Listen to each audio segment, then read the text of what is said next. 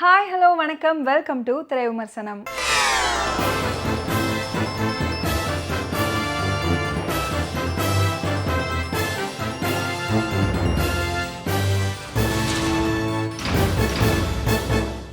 இன்னைக்கு திரை விமர்சனம் நிகழ்ச்சியில் நாம பார்க்க போற திரைப்படம் த டோர்.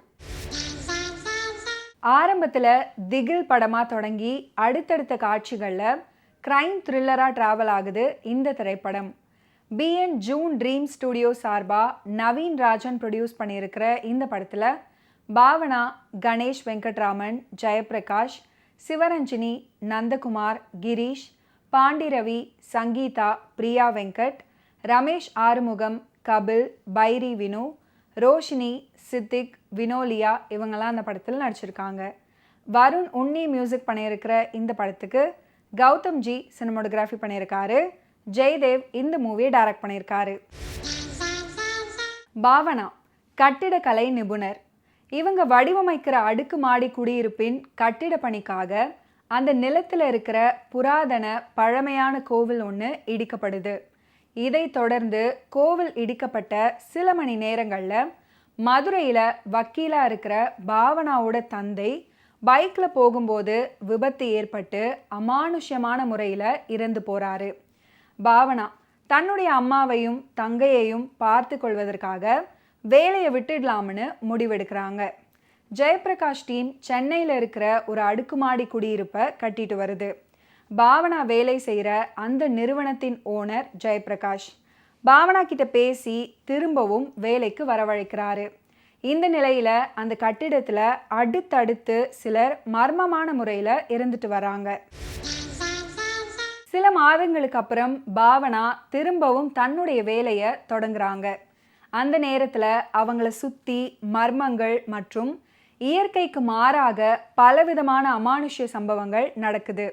அதாவது கட்டுமான பணிகளில் தொடர் விபத்துகள் ஏற்பட்டு தற்கொலைகளும் நடக்குது. இந்த நிலையில் பாவனாவோட நண்பர்கள் அவங்களுக்கு உதவி செய்ய முன்வரும்போது இப்படி முன்வந்து அதில் ஈடுபடும் சிலர் மரணம் அடைகிறாங்க. இந்த மரணங்களுக்கும் பாவனாவுக்கும் என்ன தொடர்பு, அவங்கள பின்தொடரும் அமானுஷ்யத்தின் பின்னணி என்ன அப்படின்றது தான் இந்த படத்தோட மீதி கதை. திகில் கதையா ஆரம்பிக்குது இந்த திரைப்படம்.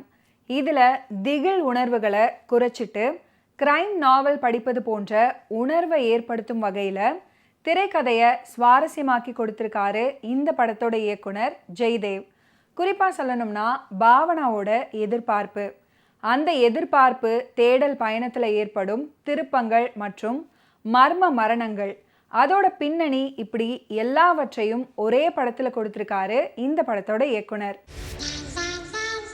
நீண்ட இடைவேளைக்கு அப்புறம் பாவனா இந்த படத்தில் ரீஎன்ட்ரி கொடுத்துருக்காங்க. ஹீரோயினுக்கு முக்கியத்துவம் உள்ள கேரக்டரில் நடிச்சிருக்காங்க. தன்னை சுற்றி நடக்கிற மர்ம சம்பவங்களோட மர்ம முடிச்சுக்களை அவிழ்ப்பதற்காக முயற்சிக்கும் பாவனாவோட பயணத்தில் திகில் குறைவாக இருந்தாலும் எதிர்பாரா திருப்பங்களை தன்னுடைய நடிப்பில் கொடுத்து நடிப்பில் திகில் அடைய வச்சுருக்காங்க. அது மட்டும் இல்லாமல் தனக்கே உரிய சின்ன சின்ன ரியாக்ஷன்களை கொடுத்து அதிர வச்சுருக்காங்க. குறிப்பாக சொல்லணும்னா அமானுஷ்யத்தை பார்த்து அதிர்ச்சியாகிற காட்சிகள், தன்னுடைய தந்தையை நினைத்து கலங்கி நிற்கிற இடங்கள். போலீஸ் அதிகாரியாக கணேஷ் வெங்கட்ராமன் எந்தவித குறையும் இல்லாமல் கொடுக்கப்பட்ட கதாபாத்திரத்தை நிறைவாக பண்ணியிருக்காரு.